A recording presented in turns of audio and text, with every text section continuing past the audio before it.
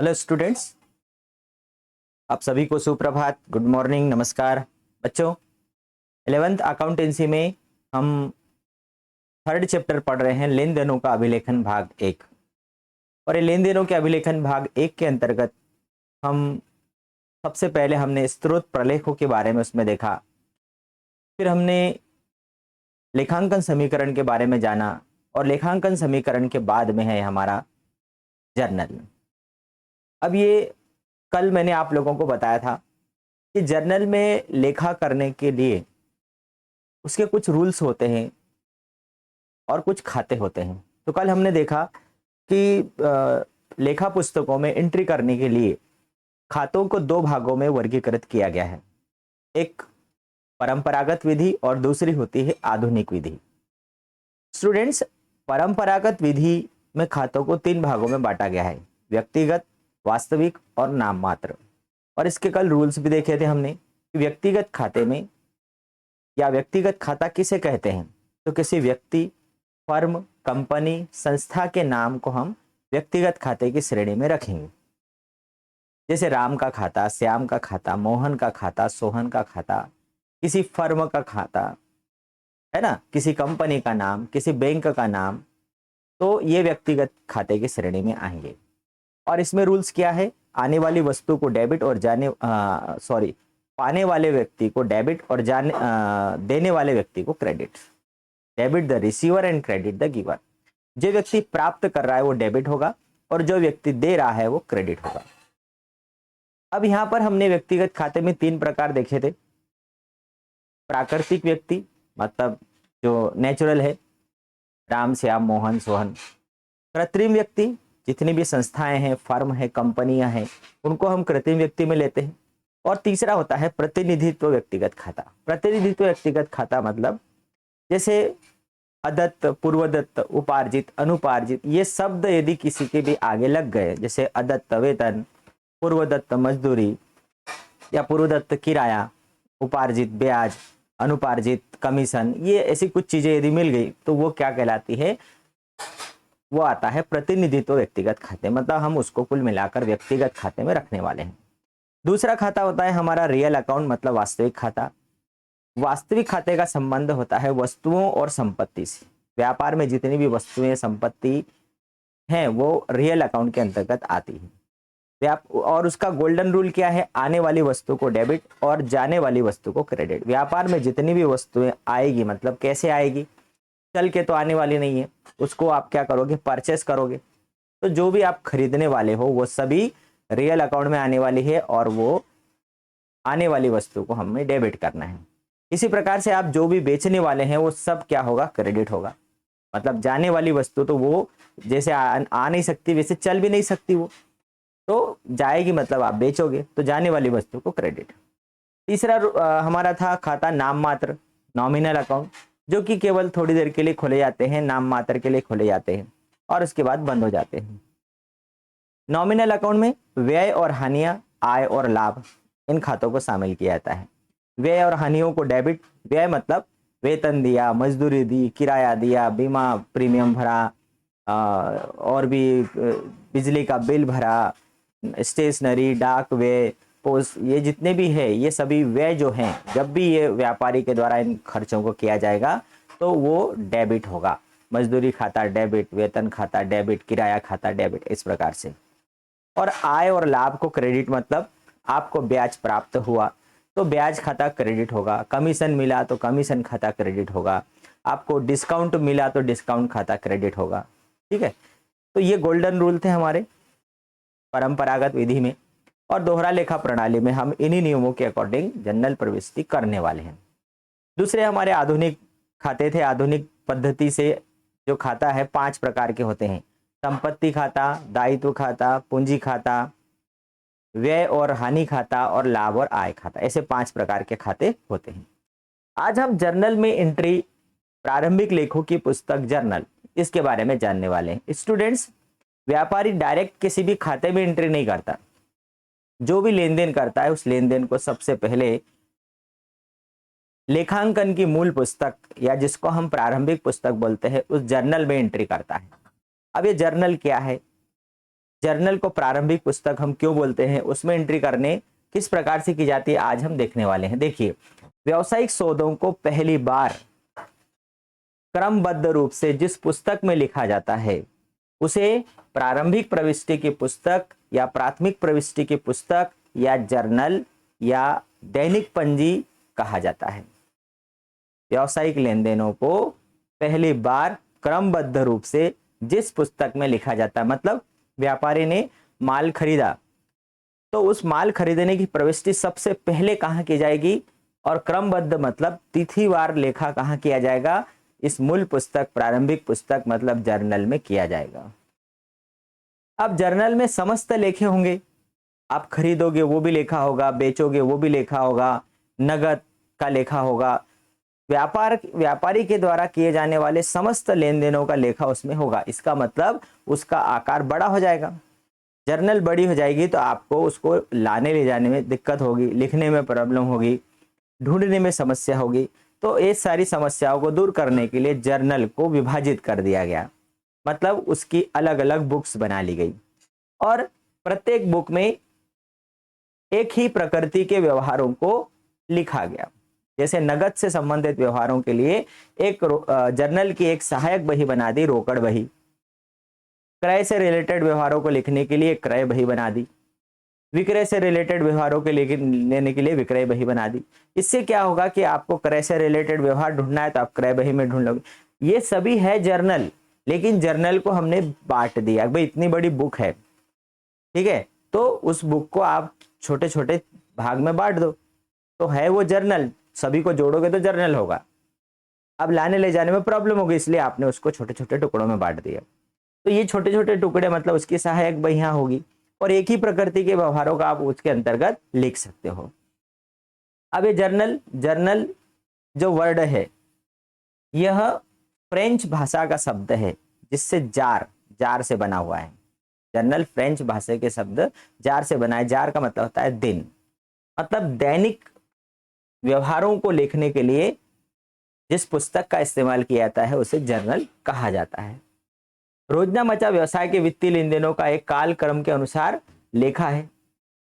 अब जर्नल का प्रारूप क्या है, तो जर्नल में हम लेखा किस प्रकार से करने वाले हैं। व्यापारी ने व्यापार प्रारंभ किया, 50,000 रुपए नगद से व्यापार प्रारंभ किया, तो उसमें हम लेखा किस प्रकार से करेंगे, उसका क्या फॉर्मेट है। तो देखिए उसका फॉर्मेट हमारे सामने। सबसे पहले कॉलम आएगा पर्टिकुलर, मतलब तिथि का। सेकंड कॉलम आएगा पहला कॉलम हमारा डेट, दूसरा कॉलम आएगा पर्टिकुलर, तीसरा कॉलम है एलएफ मतलब लेजर फॉलियो, चौथा कॉलम है हमारा डेबिट और क्रेडिट। ऐसे 5 कॉलम दिए गए हैं। अब तिथि मतलब डेट लिखने का तरीका क्या है। सबसे पहले आपको ईयर लिखना है, 2022, 2021, 2017, जिस सन में आपने व्यवहार किया। फिर उसके बाद में मंथ लिखा जाएगा, जनवरी, फरवरी, मार्च, जिस महीने में आपने व्यवहार किया। और उसके बाद में डेट लिखी जाएगी, 1 तारीख को या 1 जनवरी को आपने व्यापार प्रारंभ किया तो 2018 जनवरी 1, इस प्रकार से लिखा जाएगा। पर्टिकुलर में डेबिट और क्रेडिट, हम जो खाते को डेबिट करेंगे वो पहले लिखेंगे इस लाइन के पास से। जैसे हमने रोकड़ से व्यापार प्रारंभ किया तो हम क्या लिखेंगे, रोकड़ खाता डेबिट। जैसे हम फॉर एग्जांपल चलते हैं, जैसे 2018 और जनवरी 1, ये तारीख लिखने का तरीका हो गया। अब यहाँ पर जैसे हमने रोकड़ से व्यापार प्रारंभ किया, 50,000 रुपए नगद से व्यापार प्रारंभ किया। 2 खाते कौन से प्रभावित हो रहे हैं, एक तो रोकड़ खाता, व्यापार में रोकड़ आ रही, और दूसरा पूंजी खाता, ठीक है। तो आने वाली वस्तु को डेबिट, मतलब यहाँ पर रोकड़ खाता क्या हो जाएगा, डेबिट हो जाएगा। तो हम यहाँ लिखेंगे कैश अकाउंट डेबिट, समझ गए। यहाँ से लाइन के साइड से हम लिखेंगे कैश मतलब जो भी अकाउंट का नाम लिखेंगे उसका फर्स्ट लेटर कैपिटल होगा। और अकाउंट को किस प्रकार से लिखा जाता है, A/C लिखा जाता है। फिर यहाँ इतनी जगह छोड़ करके इस खाता पृष्ठ के लाइन के बिल्कुल सटीक से आपको लिखना है DR मतलब डेबिट। और डेबिट वाले कॉलम में यहाँ DR लिखा मतलब डेबिट वाले कॉलम में आपको 50,000 रुपए लिखना है, और क्रेडिट वाला कॉलम डैश आ जाएगा। क्लियर। अब क्रेडिट कौन सा खाता हो रहा है, पूंजी खाता हो रहा है। तो पूंजी खाता मतलब क्रेडिट वाला लिखने के लिए आपको इतनी जगह छोड़ना है और यहां से लिखना है, सबसे पहले आपको लिखना है 2। सबसे पहले आपको लिखना है टू, मतलब टू में भी टी कैपिटल का और कैपिटल में भी सी कैपिटल, कैपिटल अकाउंट। और यहां पर अब आपको क्रेडिट लिखने की जरूरत नहीं है, यहां आपको सीआर लिखने की जरूरत नहीं है, यहां जगह छोड़ के आपने लिखा है, यहां डेबिट कर दिया, मतलब दूसरा अकाउंट अपने आप क्रेडिट होने वाला है। तो अब यहां पर हम डेबिट में कुछ नहीं लिखने वाले हैं, कहां लिखेंगे अमाउंट, 50,000 रुपए क्रेडिट में लिख देंगे। ठीक है, अब इसके नीचे एक समरी लिखेंगे और यहां हमें लिखाना पड़ेगा, जैसे हम लेखांकन समीकरण में ट्रांजैक्शन वाले कॉलम में हम ट्रांजैक्शन लिखते थे कि बिजनेस स्टार्टेड विथ कैश, बस वही का वही हम यहां पर लिख देंगे, बिजनेस स्टार्टेड विथ कैश, रोकड़ से व्यापार प्रारंभ किया। ये जर्नल में एंट्री करने का तरीका है। बस आपको, आप एक एंट्री समझ गए और इसके बाद में आपको इस प्रकार से इसको डिवाइड कर देना है, क्योंकि अगली जो एंट्री करने वाले हैं आप ठीक इसके नीचे करने वाले हैं, इसलिए एक लाइन खींचकर हमने ये एंट्री को बराबर कर दिया। बस इतने कॉलम में, विवरण वाले कॉलम में ही ये लाइन खींचना है, लंबी लाइन नहीं खींचना है। ठीक है, तारीख लिखने का तरीका समझ गए। विवरण में क्या लिखेंगे, डेबिट वाला अमाउंट यहाँ से, डेबिट वाला विवरण यहाँ से लिखेंगे, डेबिट यहाँ लिखेंगे। क्रेडिट पे थोड़ी जगह छोड़ना है और उसके बाद टू लिखना है, टू में भी टी कैपिटल और कैपिटल अकाउंट, और फिर अमाउंट डेबिट के सामने डेबिट वाले कॉलम में और क्रेडिट वाले खाते के सामने क्रेडिट वाले कॉलम में अमाउंट लिखना है और समरी लिखना है। ये हमारे जर्नल में एंट्री करने का तरीका हो गया। ठीक है, अब हम मूल प्रश्न की तरफ चलते हैं कि किस प्रकार से उसकी एंट्री हम करेंगे। ठीक है, अकाउंट्स जर्नल में किस प्रकार से एंट्री की जाएगी वो अब हम देखने वाले हैं। देखिए, सबसे पहला प्रश्न मैं आपको दिखाता हूं, निम्नलिखित लेन देनों का जर्नल में लेखा कीजिए। हमारे पास में एक क्वेश्चन है, इसको हमें जर्नल में एंट्री करना है। तो पहले तो मैं आपको समझा दूं, बिल्कुल आराम से और बहुत ही बेहतरीन तरीके से मैं आपको उसको क्लियर करने वाला हूं, ताकि आपसे कहीं से कहीं गलती नहीं होगी। देखो, 2017 दिसंबर 1 को राम मोहन ने नगद से व्यापार प्रारंभ किया। राम मोहन एक व्यापारी है जिसने 15,000 रुपए से व्यापार प्रारंभ किया। जब भी व्यापार प्रारंभ किया जाता है तो हमारी जो पृथक अस्तित्व की मान्यता के अनुसार व्यापार अलग और व्यापारी अलग। ठीक है, यहां पर आपको मैं थोड़ी देर के लिए समझा दूं कि ये व्यापारी है और एक है व्यापार। ठीक है, ये दोनों व्यक्ति हैं, ये प्राकृतिक व्यक्ति है और ये कृत्रिम व्यक्ति है। हमने संस्था को, व्यापार करने वाली संस्था को भी हम क्या मानते हैं, व्यक्तिगत खाते की श्रेणी में मानते हैं। तो एक व्यक्ति के द्वारा दूसरे व्यक्ति को 15,000 रुपए दिए गए। अब ये व्यापारी ने व्यापार में 15,000 रुपए किस रूप में लगाए हैं, ये पूंजी के रूप में लगाए हैं। व्यापारी ने व्यापार में 15,000 रुपए पूंजी के रूप में लगाए हैं, ये पूंजी है। लेकिन एक व्यक्ति ने दूसरे व्यक्ति को दिया, 15,000 रुपए दिए। तो दिए, इसका मतलब कि इसके लिए ये क्या हो गया, इसके लिए ये क्या हो गया, दायित्व हो गया। व्यापार के लिए क्या हो गया, दायित्व। मतलब ये जो पूंजी है, ये पूंजी व्यापार के लिए क्या है, ये दायित्व है। और इसीलिए जब भी व्यापार, नगद से व्यापार प्रारंभ किया गया तो व्यापार में पहले तो 15,000 रुपए ये व्यापार में आया, रोकड़ व्यापार में आई। तो ये व्यापार के अंदर ये 15,000 रुपए आ रहे हैं, इसका मतलब रोकड़ क्या है, वास्तविक खाते की श्रेणी में आ रहा है। और वास्तविक खाते की विशेषता क्या, आने वाली वस्तु को डेबिट और जाने वाली वस्तु को क्रेडिट। रोकड़ खाता वास्तविक खाते की श्रेणी में आ रहा है और इसलिए रोकड़ व्यापार में आने के कारण रोकड़ खाता क्या हो गया, डेबिट। इसलिए यहाँ पर हमारा जो पहला वाला जो ट्रांजैक्शन है, इसमें एक खाता हमें मिल गया, रोकड़ खाता डेबिट। अब दूसरा, पूंजी किस रूप में आ रहा है, वो पूंजी में। ठीक है, तो पूंजी खाता एक व्यक्तिगत खाता है। दूसरा क्या है, पूंजी खाता, ये कौन सी श्रेणी में आ रहा है, ये व्यक्तिगत श्रेणी में आ रहा है। और व्यक्तिगत खाते की विशेषता क्या है, पाने वाले व्यक्ति को डेबिट और देने वाले व्यक्ति को क्रेडिट। अब ये पूंजी खाता किसका खाता है, ये व्यापारी का खाता है।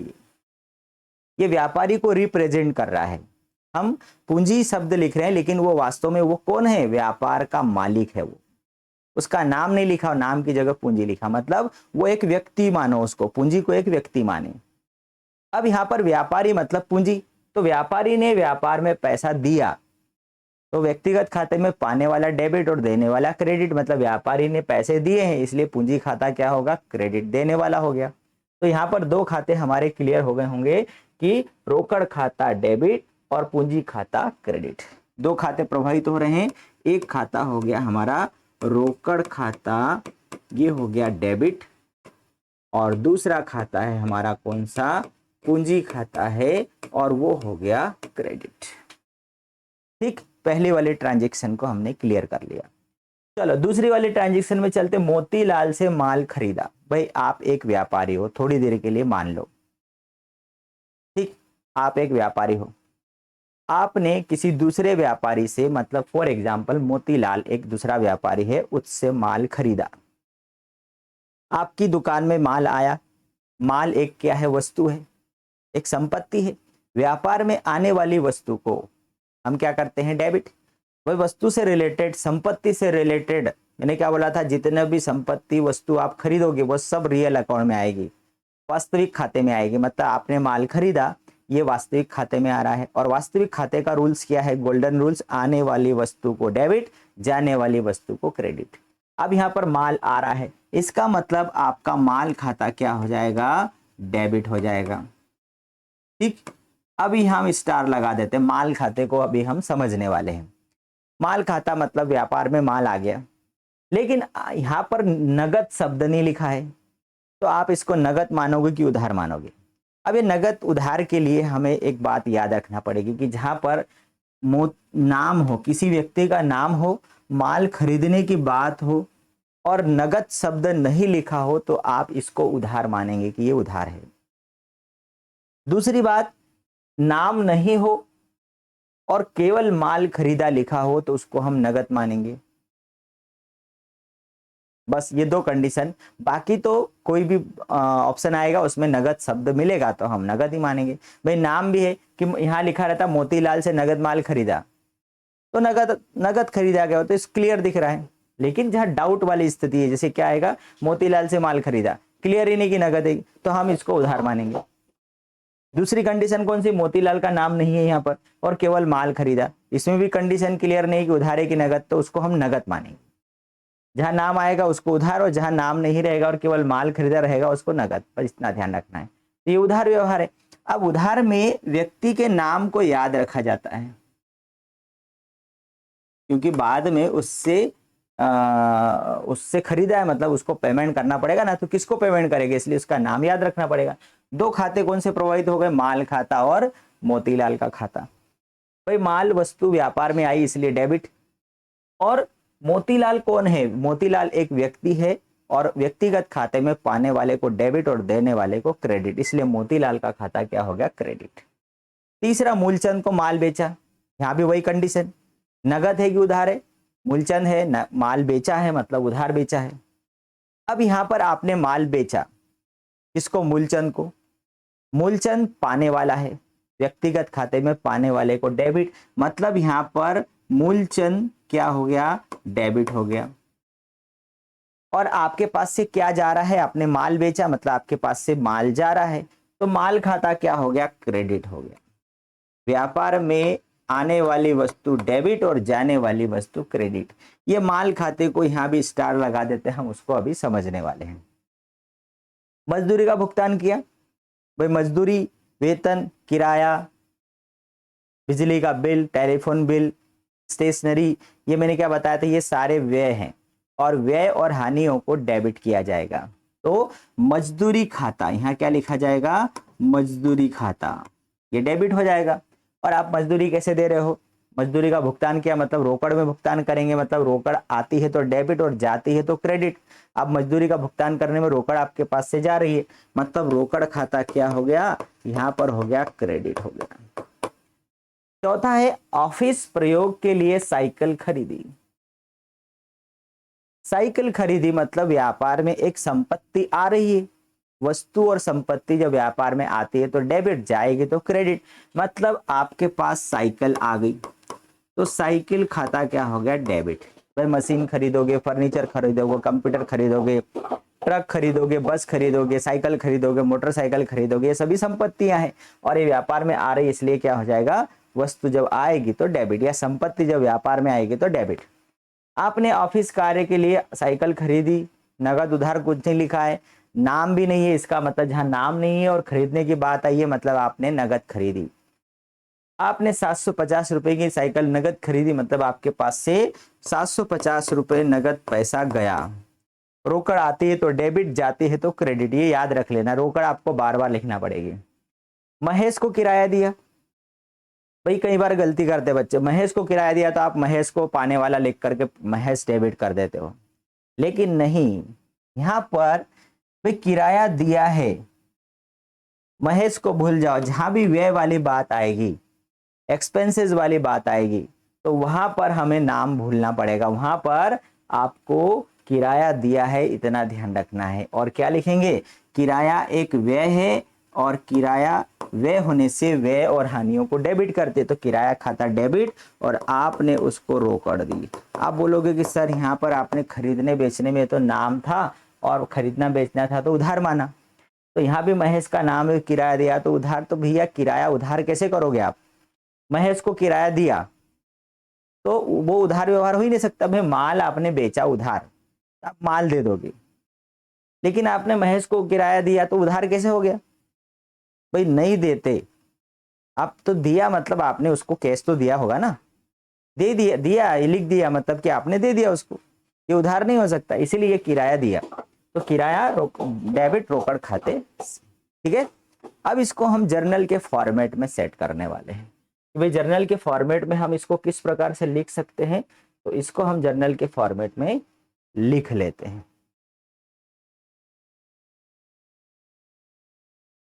जर्नल का फॉर्मेट बनाएंगे, पहले मैं आप लोगों को बता चुका हूं जर्नल का फॉर्मेट इस प्रकार से जर्नल में एंट्री करेंगे हम।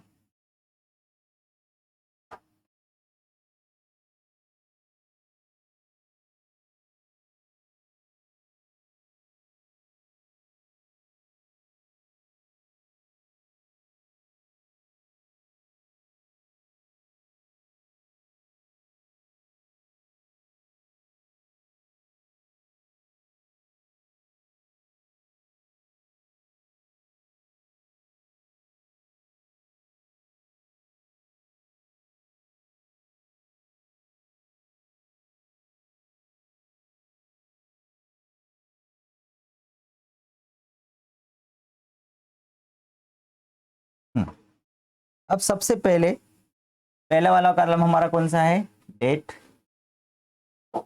मतलब दिनांक का। दूसरा वाला कॉलम हमारा रहेगा पर्टिकुलर, ये थोड़ा सा बड़ा कॉलम बनाएंगे। फिर वाला कॉलम हमारा एलएफ, एलएफ मतलब लेजर फॉलियो। और चौथा और पांचवा कॉलम रहेगा हमारा डेबिट और क्रेडिट का कॉलम रहेगा, ठीक है। अब इसमें हम देखेंगे सबसे पहले तो जर्नल एंट्री, तो हम जर्नल एंट्री कर रहे हैं तो यहां पर हम लिखेंगे जर्नल एंट्रीज, ठीक है। जर्नल एंट्रीज मतलब जर्नल प्रविष्टि।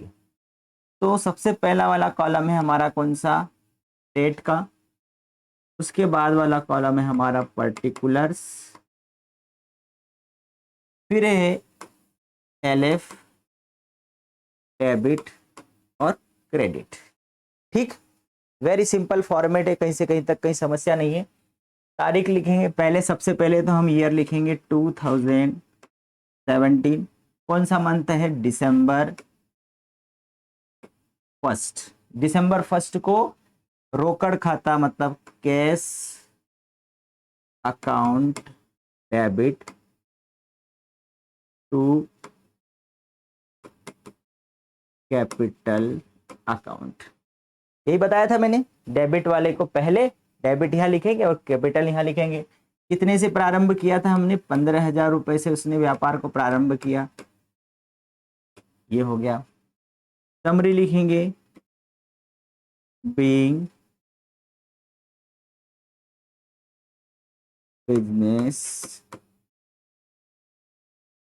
स्टार्टेड,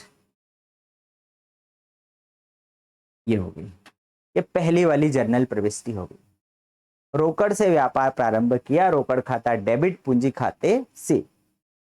सेकंड वाली एंट्री कौन सी है? 4। अब दिसंबर बार बार लिखने की जरूरत नहीं है, यहाँ डैश लगा देंगे और 4 तारीख लिख देंगे। मोतीलाल से माल खरीदा, तो खरीदने पर परचेस अकाउंट। अभी आप बोलोगे सर आपने थोड़ी देर पहले तो हमें बताया था कि माल खाता डेबिट। अब मैं आपको बता दूं कि जो माल खाता होता है, माल खाता 5 प्रकार का होता है। व्यापारी जिस वस्तु का व्यापार करता है वह खरीदता भी है, वो भी माल है, बेचेगा वो भी माल है, खरीदा हुआ माल खराब हुआ तो वापस करेगा, क्रय वापसी वो भी माल है, बेचा हुआ माल वापस आएगा वो भी माल है, और वर्ष के अंत में बिना बिका माल बच जाएगा वो भी माल है।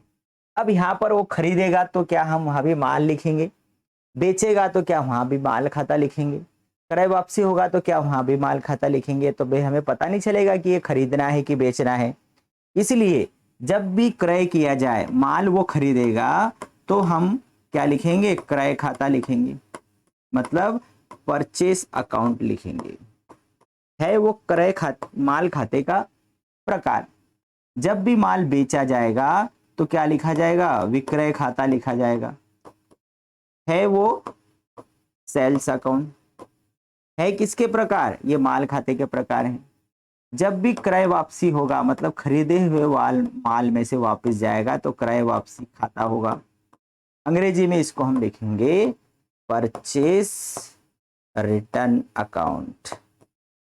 Purchase return account. बेचा हुआ माल वापस आएगा तो उसके लिए लिखेंगे हम विक्रय वापसी खाता, और अंग्रेजी में हम लिखेंगे सेल्स, जैसे परचेस रिटर्न उस प्रकार से सेल्स रिटर्न अकाउंट। और वर्ष के अंत में बिना बिका माल जो रह जाएगा वो कहलाता है अंतिम स्टॉक खाता, क्लोजिंग स्टॉक। ठीक है। इस प्रकार से जो माल खाता होता है वो ये 5 प्रकार का, 5 टाइप्स का होता है माल, लेकिन वो 5 टाइप से। यहां पर आपने मोतीलाल से माल खरीदा, इसका मतलब यहां पर आप खरीदा मतलब क्या लिखोगे? परचेस अकाउंट लिखोगे, क्रय खाता लिखोगे। इसलिए परचेस अकाउंट क्या हो गया? डेबिट हो गया 5,000 रुपए से। और आपने मोतीलाल से खरीदा है, देने वाला कौन हो गया? मोतीलाल, उधार है ये, इसीलिए यहां पर थोड़ी जगह लिखे टू मोतीलाल। ठीक है। अब यहां पर आप बोलोगे सर कि यहां आपने अकाउंट लिखा और यहां अकाउंट नहीं लिखा। तो जब भी व्यक्तिगत खाता कहीं पर भी लिखा जाएगा उसके साथ में आपको अकाउंट शब्द लिखने की जरूरत नहीं है, केवल उसका नाम लिखना है। तो मोतीलाल अकाउंट ये लिखने की जरूरत नहीं है, आप केवल उसका नाम लिखो मोतीलाल। आपने 5,000 रुपए का माल मोतीलाल से खरीद लिया, लिखेंगे बी गुड्स परचेस्ड। आपने माल खरीदा, बस। तीसरी एंट्री हमारी क्या है? मूलचंद को माल बेचा। कितनी तारीख को? आपने 8 तारीख को मूलचंद को माल बेचा है। अब ये भी उधार है, मूलचंद पाने वाला हो गया, पाने वाला व्यक्ति डेबिट होगा।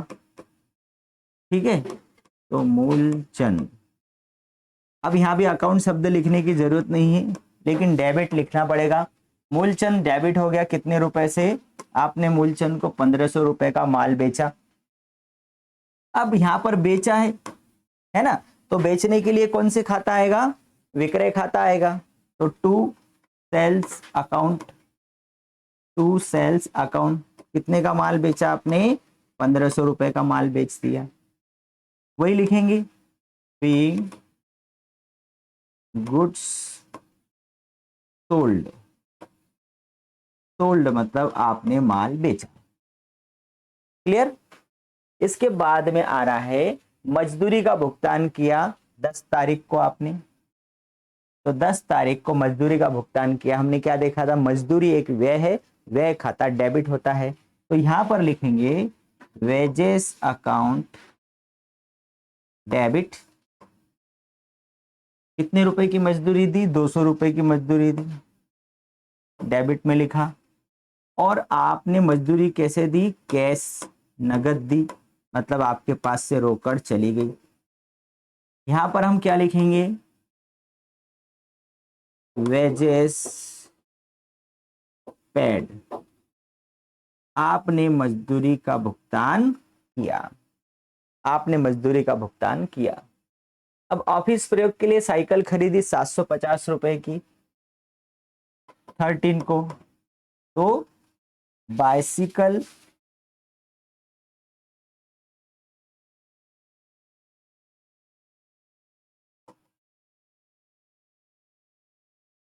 Bicycle account debit to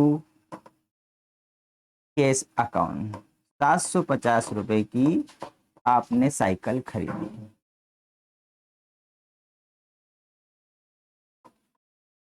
bicycle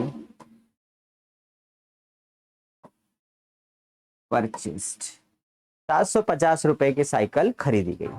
ठीक है, अब ये तो हो गई हमारी एक एंट्री हो गई। ठीक, अब हम लास्ट वाली एक एंट्री हमारी रह गई, और वो एंट्री वो भी हम आगे कर लेते हैं। अब इसको मैं आगे, क्या है, महेश को किराया दिया 350 15 तारीख में, है ना।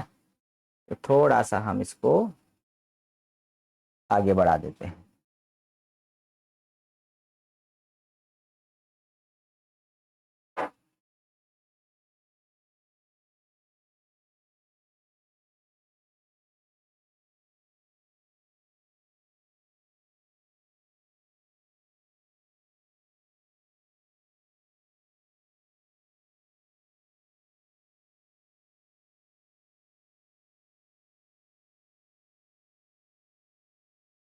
पंद्रह तारीख को आपने महेश को किराया दिया, तो rent account debit, rent account debit to cash account. कितने का किराया दिया आपने, आपने किराया दिया 350 रुपए का।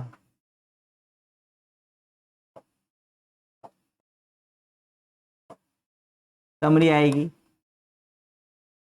Rent paid. ठीक, अब यहां पर आप लास्ट में क्या करो, टोटल कर दो, ग्रैंड टोटल।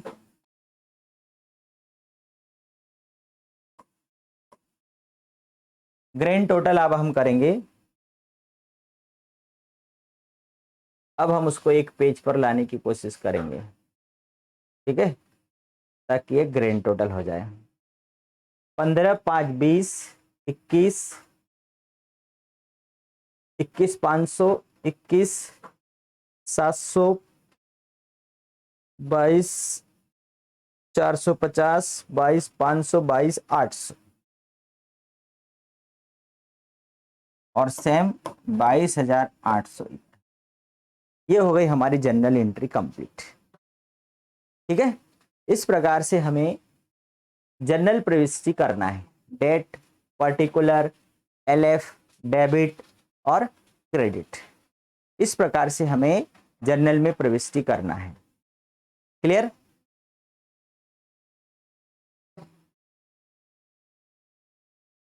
जब भी व्यापार प्रारंभ किया जाएगा तो रोकड़ खाता डेबिट होगा, पूंजी खाता क्रेडिट होगा। माल खरीदा जाएगा, जब भी माल खरीदोगे तो क्रय खाता डेबिट होगा, जब भी माल बेचेंगे तो विक्रय खाता क्रेडिट होगा। कोई सा भी व्यय हो, वेतन, मजदूरी, किराया, वो सब डेबिट होते हैं, है ना। और जो भी संपत्ति आप खरीदो, मशीनरी, फर्नीचर, वो सब डेबिट होते हैं। और दूसरा, रोकड़ बार बार आती है, तो रोकड़ जब भी व्यापार में आए तो आप रोकड़ खाता डेबिट कर दो, रोकड़ व्यापार में जब भी जाए तो रोकड़ खाता क्रेडिट कर दो। बस ये कुछ बातें हम ध्यान रखेंगे तो आप फटाफट सारे क्वेश्चन कर लोगे। ठीक है, तो आज हमने फर्स्ट क्वेश्चन किया, कल की क्लास में फिर हम अगला क्वेश्चन देखेंगे। आप लोगों को वीडियो अच्छा लगे आप उसको लाइक करें, शेयर करें, और नए स्टूडेंट्स हैं तो सब्सक्राइब जरूर करें। स्टूडेंट्स 11th और 12th की हमारी live classes every day night में 12th अकाउंटेंसी के 8 बजे और 11th अकाउंटेंसी की मॉर्निंग में 8 बजे रहती है। ठीक है, जिस दिन लाइव नहीं रहती है तो ऑफलाइन वीडियो बनाकर मैं आपको सेंड करता हूँ, लेकिन कंटिन्यू हमारी क्लासेस चल रही है। ये क्लासेस पूरी तरह से फ्री है। लास्ट ईयर भी बहुत सारे बच्चे हमारे साथ में साल भर पढ़ाई करी उन्होंने और 90% से ऊपर रिजल्ट बनाया उन्होंने। इसमें कोर्स तो कंप्लीट करवाया जाता है, साथ में ऑब्जेक्टिव टाइप 32 नंबर के ऑब्जेक्टिव की जो तैयारी है वो 100% गारंटी के साथ करवाई जाती है। आपका 32 नंबर पूरा का पूरा 32 नंबर मिलेगा। पिछले साल जो मैंने 12th वालों को 32 नंबर की जो ऑब्जेक्टिव करवाए थे, एक भी ऑब्जेक्टिव बाहर नहीं गया। चौहान एकेडमी खंडवा के यूट्यूब चैनल पर प्ले लिस्ट बनी हुई है 32 आउट ऑफ 32, 32 में से 32 अंक अकाउंटेंसी और बिजनेस स्टडी दोनों के उसमें आपको वीडियोस पिछले साल के मिलेंगे।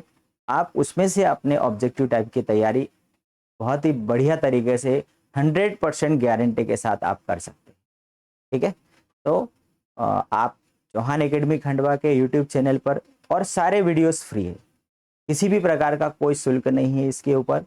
आप लाइव क्लास में फ्री जुड़ सकते हैं और हमारी जितनी भी पुराने वीडियोस हैं वो भी आप देख सकते हैं। ठीक है, तो हमारे साथ जुड़े रहिए और साथ में अपने दोस्तों को भी लिंक शेयर करें, जिससे कि जो बच्चा ग्रामीण क्षेत्र में रहता है, कोचिंग नहीं जा पा रहा है, वो पढ़ सके। ठीक है, तो फिर अगले वीडियो में मिलते हैं, तब तक के लिए गुड बाय।